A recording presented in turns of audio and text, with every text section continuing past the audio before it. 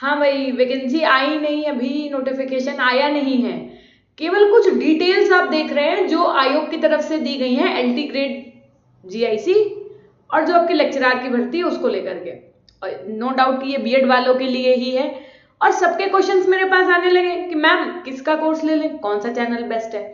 तो मैं आपको कुछ सजेशंस देने वाली हूं। तो किसी भी कोर्स को लेने से पहले आप इस चीज को जरूर फॉलो करिएगा। सबसे पहली बात तो आपको पता होना चाहिए कि एलटी ग्रेड यानी जो आपके जीआईसी की भर्ती है वो 9-10 के लिए, और जो लेक्चरार की भर्ती होती है वो आपको 11-12 के लिए होती है। पहले क्या था कि 11-12 के लिए बीएड अनिवार्य नहीं था, यानी प्रवक्ता की भर्ती के लिए बीएड हो या ना हो, आपका यदि पोस्ट ग्रेजुएशन है तो आप वो फॉर्म भर सकते थे। लेकिन अभी हाल ही में आयोग ने बताया है कि अब देखिए, एलटी ग्रेड जीआईसी की जो भर्ती की थी उसके लिए तो पहले भी बीएड था, अभी भी बीएड अनिवार्य है, तो उसमें कोई चेंजमेंट नहीं हुआ है। लेकिन जो आपकी प्रवक्ता की भर्ती थी उसमें अब चेंज हो गया है, डेट इज कि अब बीएड पोस्ट ग्रेजुएशन के साथ में अनिवार्य कर दिया गया है। ठीक, तो पहली बात। दूसरी बात, अब बच्चे का सीधा क्वेश्चन ये है कि मैम कौन सा कोर्स ले लें। एक बात बताइए, एक बहुत फैक्चुअल बात यह है कि मैंने भी कोई सारे कोर्सेज का तो एनालिसिस कर नहीं रखा है हर एक चैनल का, ठीक, लेकिन अब सेलेक्ट भी तो करना है आपको।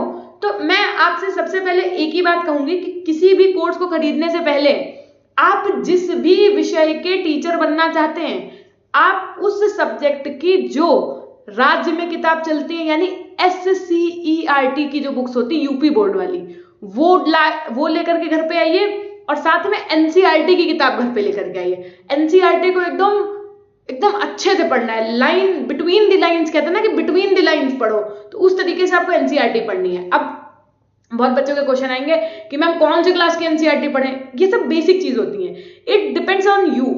अगर आपके बेसिक्स क्लियर हैं तो आप 8th से उठा सकते हैं। अगर आपको लगता है कि नहीं मुझे 6 से पढ़नी चाहिए तो आप 6 से पढ़िए। मान लीजिए आप में से कुछ लोग ऐसे भी होंगे जो ऑलरेडी टीचिंग फील्ड में होंगे, जो ऑलरेडी पढ़ा रहे होंगे, तो आप 11th से पढ़िए, है ना, ये आपके ऊपर निर्भर करता है। बट मैं रिकमेंड करूंगी कि 6 से स्टार्ट करिए, पहले 8th तक कंप्लीट करिए, फिर 9-10 की कंप्लीट करिए, फिर 11-12 की करिए, है ना, क्योंकि 11-12 की एनसीईआरटी करना हार्ड है। इस तरीके से पहले आप एनसीईआरटी करिए। उससे होगा क्या मैम, उससे जब भी आप किसी टीचर का कोर्स लेने जाएंगे तो उसकी जब आप डेमो क्लास देखेंगे तो आपके अंदर एक समझ विकसित हो चुकी होगी। और ऐसा नहीं है कि एनसीईआरटी से क्वेश्चन नहीं आएगा, 100% एनसीईआरटी से कुछ ना कुछ क्वेश्चन जरूर फ्रेम होंगे। तो एक डेमो को देख करके कोर्स लेने की जो समझ है वो विकसित हो जाएगी, और साथ में आपके कंसेप्ट बिल्डिंग हो जाएगा। इतना काम शुरू करिए, फिर मैं थोड़ा बहुत एनालिसिस करूंगी और आपको आगे बताऊंगी कि कौन से चैनल पे ज्यादा अच्छे कोर्सेज हैं, क्या है। बट मैं फुल्ली तरीके से तब भी नहीं बताऊंगी, क्योंकि हर सब्जेक्ट में तो मास्टरी है नहीं मेरी, है ना।